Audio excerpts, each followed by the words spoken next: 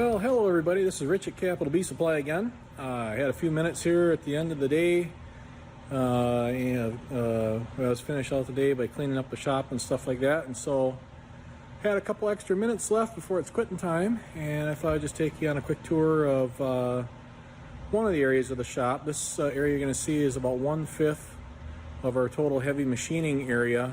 The previous video you saw kind of our shaper area and our assembly area and our paint area, that kind of stuff. But heavy machining, our heavy machining space is divided up basically into five sub areas of the main shop is where we're at.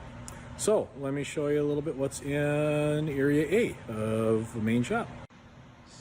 So this is one of our heavy machining areas in the main shop.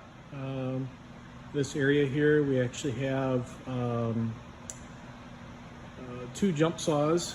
One's an 18-inch jump saw, the other one is a 14-inch jump saw. We have a couple of table saws, one that's set up, a 5-horse that's set up with a dado stack. There's a 3-horse that we use for general cutting and stuff like that.